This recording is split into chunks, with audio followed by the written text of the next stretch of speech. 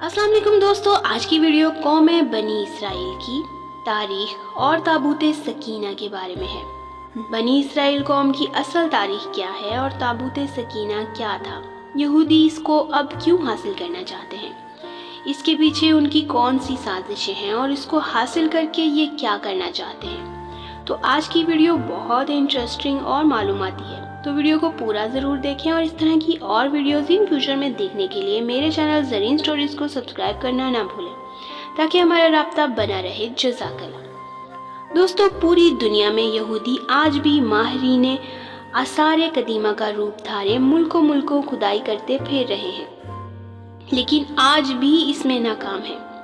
ताबूत सकीना क्या था, अब ये जानते हैं। दोस्तों, ये संदूक यहूदियों के लिए जिंदगी मौत का मसला क्यों बना हुआ है, यहूदी इस संदूक का क्या करना चाहते हैं। सबसे पहले हम कुरान पाक से जानते हैं कि इस संदूक की क्या अहमियत है, क्या हकीकत है और इसमें क्या था। हमारे लिए कुरान पाक से बढ़कर और कोई हवाला नहीं। तर्जुमा: और उनसे उनके पैगंबर ने कहा, उसकी बादशाही की ये अलामत है कि वो संदूक तुम्हारे पास आएगा जिसमें तुम्हारे रब की तरफ से तुम्हारे लिए सुकून और इत्मीनान का सामान है और जिसमें आल मूसा और हारून की छोड़ी हुई चीज़ें हैं जिसे फरिश्ते उठाए हुए होंगे। अगर तुम ईमान वाले हो तो यकीनन इसमें तुम्हारे लिए बड़ी निशानी है। दोस्तों, इस आयत मुबारका में लफ्ज़ ताबूत का मतलब संदूक और सकीना का मतलब सामान है जिससे दिल को सुकून और राहत मिले। यानी इस संदूक में ऐसा सामान था जिसकी बरकत से दिलों को मजबूती और तस्कीन मिलती थी। तफासिर के मुताबिक ये संदूक सबसे पहले हजरत आदम अलैहिस्सलाम पर जन्नत से उतारा गया था। ये शमशाद नामी लकड़ी से बना हुआ था। इस मुकद्दस और मुतबर्रिक संदूक में हजरत आदम अलैहिस्सलाम अपना ज़रूरी सामान रखा करते। ये संदूक नस्ल दर नस्ल चलता हुआ हजरत याकूब अलैहिस्सलाम तक पहुंचा। हजरत याकूब अलैहिस्सलाम का दूसरा नाम इसराइल था। उनकी औलाद बनी इसराइल यानी औलादे इसराइल कहलाई। हजरत याकूब अलैहिस्सलाम के एक बेटे का नाम यहूदा था, जिनकी नस्ल को यहूदियों के नाम से पुकारते हैं। ये संदूक बनी इसराइल के पैगंबरों के पास आ गया। उसके बाद ये संदूक हजरत मूसा अलैहिस्सलाम के पास आया और ये संदूक आप अलैहिस्सलाम के ज़ेरे इस्तेमाल रहा। इसमें हजरत मूसा अलैहिस्सलाम अपना अस्सा मुबारक और आप पर नाजिल होने वाली तौरात की लूहें रखा करते, यानी इस ताबूत में अंबिया के मोजज़ात की अशिया मौजूद थीं। हजरत मूसा अलैहिस्सलाम और हजरत हारून अलैहिस्सलाम की दुनिया से रुखसत होने पर उनके लिबास, अस्सा मुबारक, उमामा मुबारक और आसमान से उतारा जाने वाला मनो सलवा भी इस संदूक में महफूज कर दिया गया और ये संदूक कौम के सरदारों की तहवील में चला गया। ये मोजज़ात अल्लाह की तरफ से उन अंबिया पर उतारे गए थे, चुनाचा उनकी बरकत से इस संदूक को खास फजीलत हासिल थी। बनी इसराइल के लोग इस संदूक का बेहद एहतराम करते। उसकी वजह ये थी कि इस संदूक की बरकत से उनको बहुत ज़्यादा फ़वाइद हासिल होते। कोई आसमानी आफत आती तो ये लोग उस संदूक के सामने बैठकर दुआ करते और वो आफत हैरत अंगेज तौर पर टल जाती। कभी ज़लज़ला, कभी सैलाब, खौफनाक आंधी या तूफान आता तो ये लोग ताबूत सकीना के वसीले से दुआ करके उससे निजात पा लिया करते थे। इसी तरह जंगो जदल के दौरान बड़े से बड़े लश्कर के साथ मुकाबला करते वक्त संदूक फौज के आगे लेकर चलते, जिसकी बरकत से उनके हौसले भी बुलंद हो जाते और दुश्मन की अफवाज पर कम से कम जानी नुकसान के बदले गालिब आ जाते। खास मौक़ों और त्योहारों पर ये लोग संदूक को इज्जत और एहतराम से कंधों पर उठाकर जुलूस निकाला करते। इस मुकद्दस संदूक की हिफाजत के लिए फौज का एक खसूसी दस्ता तैनात था।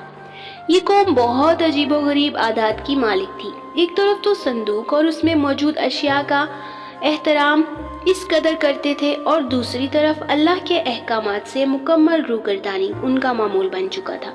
ये कौम निहायत जिद्दी, अड़ियल, मगरूर और सरकश कौम थी। हद से ज़्यादा लालची, मालो दौलत से मोहब्बत करने वाले और जालिम थे और अपने अंबिया और उल्मा की रोक टोक को भी बुरा भला कहा करते। जब उनकी सरकशी हद से बढ़ने लगी तो अल्लाह ताला ने उनको अजाब देने के लिए उन पर कौम अमालका को मुकर्रर कर दिया। कौम अमालका के बादशाह जालूत ने उन पर इंतहाई ज़बरदस्त हमला किया। उनकी बस्तियां उजाड़ दी, शहरों को जलाकर राख कर दिया। بے شمار لوگوں کو قتل عام کر کے ہلاک کر دیا اور ان کا تابوت سکینہ چھین کر اپنے ساتھ لے گیا۔ بادشاہ جالوت نے اس تابوت کو گندگی کے ڈھیر میں پھینک دیا۔ تابوت کی اس بے حرمتی پر اللہ تعالیٰ کی طرف سے قوم عمالقہ پر اللہ تعالیٰ کا عذاب نازل ہو گیا۔ جس شہر کے گندگی کے ڈھیر پر یہ صندوق پھینکا گیا تھا، اس شہر میں ایک عجیب وبا پھوٹ پڑی جس کا کسی حکیم اور معالج کے پاس کوئی علاج نہ تھا۔ لوگ بہت تیزی سے لقمہ اجل بننے لگے۔ لوگ پریشان ہو کر اس شہر کے حاکم کے پاس گئے۔ انہوں نے نجومیوں کو جمع کیا اور ان سے اس عذاب کی وجہ معلوم کرنے کی کوشش کی۔ نجومیوں نے حساب لگا کر بتایا، اس عذاب کی وجہ تابوت سکینہ کی شدید بے حرمتی ہے۔ وہ لوگ اس صندوق کو بنی اسرائیل کو کسی بھی صورت میں واپس نہیں کرنا چاہتے تھے۔ چنانچہ یہ صندوق ایک دوسرے شہر میں پہنچا دیا گیا۔ حیرت انگیز طور پر صندوق پہنچانے کے بعد اس شہر میں بھی وہی وبا پھوٹ پڑی اور ہزاروں کی تعداد میں لوگ مرنے لگے۔ اس صندوق کی وجہ سے اس قوم کے 5 شہر مکمل طور پر تباہ ہو گئے۔ مختلف آفات امراض نے اس قوم کو اپنی لپیٹ میں لے لیا۔ اس کے بعد فیصلہ کیا گیا یہ تابوت واپس بنی اسرائیل کو دے دیا جائے۔ چنانچہ صندوق کو ایک بیل گاڑی میں رکھا گیا اور اسے شہر سے نکال دیا گیا۔ خدا کی قدرت سے بیل گاڑی صندوق کو لے کر سیدھا بنی اسرائیل کے ملک کی طرف روانہ ہو گئی۔ دوسری جانب اس زمانے میں بنی اسرائیل میں حضرت شموئیل علیہ السلام مبعوث کیے گئے تھے۔ حضرت شموئیل علیہ السلام طالوت کو، جو ایک نیک انسان تھا، اس کو بنی اسرائیل کا بادشاہ بنانا چاہتے تھے، جبکہ بنی اسرائیل حسب معمول سرکشی اختیار کیے ہوئے تھی، اپنے نبی کی کسی بات پر عمل کرنے کو تیار نہ تھے۔ آخرکار ان کے سرداروں نے جان چھڑانے کی خاطر حضرت شموئیل علیہ السلام سے مطالبہ کر دیا کہ اگر وہ اللہ کے سچے نبی ہیں اور چاہتے ہیں کہ ہم ان کا حکم مانیں تو دعا کریں کہ ان کا قیمتی اور مقدس تابوت سکینہ ان کو واپس مل جائے۔ اگر ان کی یہ دعا قبول ہو گئی تو وہ ان کی ہر بات تسلیم کر لیں گے۔ اس پر حضرت شموئیل علیہ السلام نے حکم ربی سے ان کے ساتھ وعدہ کر لیا کہ تابوت سکینہ اگلے روز صبح تک خود بخود ان کے پاس پہنچ جائے گا۔ اس پر بنی اسرائیل کے سرداروں نے ان کا خوب مذاق اڑایا، کیونکہ وہ قوم عمالقہ کی غضبناکی سے اچھی طرح واقف تھے۔ وہ جانتے تھے کہ ان کے قبضے سے تابوت کا واپس ملنا ایک ناممکن بات ہے۔ اگلے روز بیل گاڑی پر لدا ہوا تابوت سکینہ ان کو دوبارہ مل گیا، جس پر حسب وعدہ انہوں نے اپنے نبی کی بات مان کر طالوت کو اپنا بادشاہ تسلیم کر لیا۔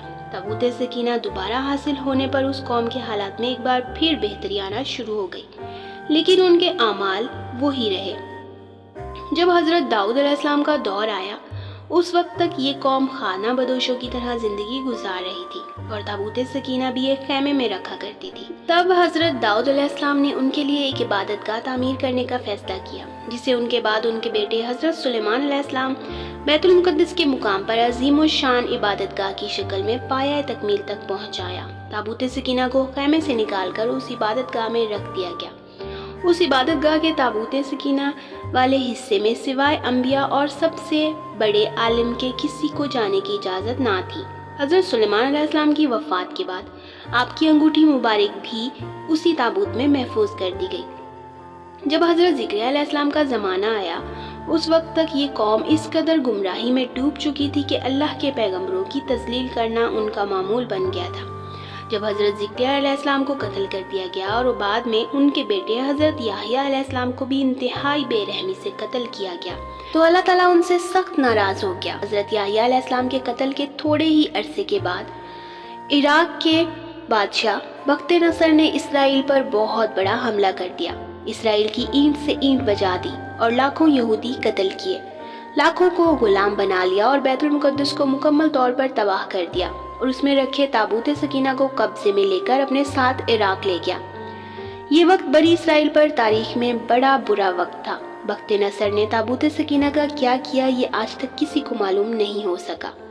تابوت سکینہ ہمیشہ کے لیے یہودیوں سے چھن گیا، ساتھ ہی وہ قوم جو تاریخ کی سب سے بہترین قوم تھی، جسے اللہ کی لاڈلی قوم ہونے کا فخر حاصل تھا، اپنی بدعمالیوں کی وجہ سے ہمیشہ کے لیے اللہ کی نگاہ میں ملعون ہو گئی اور دنیا میں رسوا ہو کر رہ گئی۔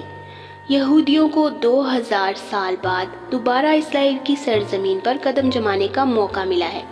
ابھی بھی اس قوم کی وہی عادات و اطوار ہیں، وہی ظلم و جبر، دھونس، دھاندلی، تکبر، خود کو ساری دنیا سے اعلیٰ سمجھنے کا خناس، اللہ کی طرف سے لعنت زدہ ہو جانے کے باوجود بھی ابھی تک اللہ کی لاڈلی قوم ہونے کی خوش فہمی موجود ہے۔ وہی مال و دولت کا لالچ اور مال جمع کرنے کے وہی صدیوں پرانے شیطانی طریقے آج بھی اسی جگہ، حضرت سلیمان علیہ السلام والی عبادت گاہ تعمیر کرنے کا جنون اور اسی طرح تابوت سکینہ کو دوبارہ حاصل کر کے ہیکل سلیمانی میں رکھنے کا بخار ان کے سر پر چڑھا ہوا ہے۔ یہ آج بھی مسجد اقصیٰ کی مغربی دیوار جو حملے میں بچ گئی تھی، اس کو ہیکل سلیمانی کی آخری نشانی سمجھ کر اس سے لپٹ لپٹ کر دھاڑے مار مار کر روتے ہیں۔ اپنی عظمت کے دنوں کو یاد کر کے رونا ان کی عبادت بن چکا ہے، لیکن ابھی تک یہ قوم نہ سمجھ ہے۔ ان کے جنون اور ماضی سے لپٹے رہنے کا یہ عالم ہے کہ پورے کرۂ ارض کو کھود کر اس میں سے تابوت سکینہ تلاش کرتے پھر رہے ہیں۔ ان کو اپنے آخری مسیحا کا بے صبری سے انتظار ہے، جس کے جھنڈے تلے ایک بار پھر جمع ہو کر ان کو پوری دنیا پر غلبہ حاصل ہو جائے گا۔ اس ایک آنکھ والے دجال سے ان کو اتنی محبت ہے کہ وہ اتنی بے صبری سے اس کا انتظار کر رہے ہیں۔